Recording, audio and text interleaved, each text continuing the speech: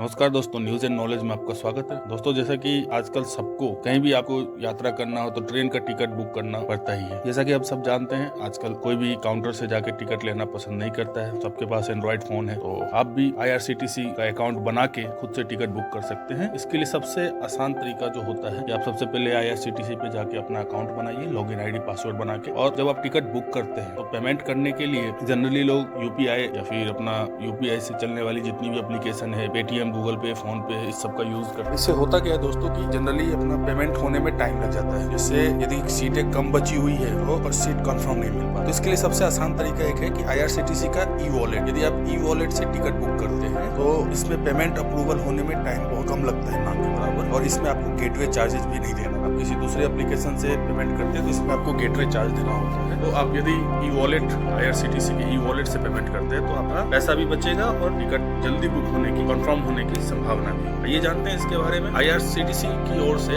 यात्रियों को IRCTC app पर ही ई-वॉलेट की सुविधा दी जाती है। इसके माध्यम से आप आसानी से बिना कोई पेमेंट गेटवे चार्ज दिए रेलवे टिकट की बुकिंग कर सकते हैं। आप इसके जरिए तत्काल टिकट भी बुक कर सकते हैं, यानी आप इस पे तत्काल बुक करो या फिर नॉर्मल जो रिजर्वेशन करवाते हो वो करो, दोनों में एक। पेमेंट अप्रूवल साइकिल ना होने के कारण इससे अन्य ऐप्स की अपेक्षा जल्दी टिकट बुक हो जाता है। वहीं अगर आप किसी कारण से आपका टिकट कैंसिल भी हो जाता है तो आपका जो रिफंड होगा IRCTC की तरफ से वो इसी वॉलेट में आ जाएगा। इसके कई सारे फायदे हैं दोस्तों। जैसे IRCTC ई-वॉलेट में कोई पेमेंट गेटवे का चार्ज नहीं लगता है। इसमें टॉपअप आसानी से बैंक अकाउंट के माध्यम से किया जाता है। जैसे आप किसी वॉलेट में किसी पेमेंट डालते हैं तो किसी भी अपने UPI ID या बैंक अकाउंट से आप उस वॉलेट में पैसे डाल दीजिए और उसके बाद टिकट बुक कर सकते हैं। अगर आपका टिकट कैंसिल भी हो जाता है तो इसमें रिफंड इसी वॉलेट में आएगा और बस शायद बाकी UPI की अपेक्षा में जल्दी पेमेंट अप्रूवल साइकिल के हटने से इससे टिकट बुक करने में कम समय। तो ये दोस्तों जानते हैं कि IRCTC ई-वॉलेट से कैसे आप बुक कर सकते हैं टिकट। इसके लिए सबसे पहले आपको IRCTC के आधिकारिक वेबसाइट पे जाना होगा या फिर आप एप्लीकेशन का भी यूज कर सकते हैं। यहाँ अपनी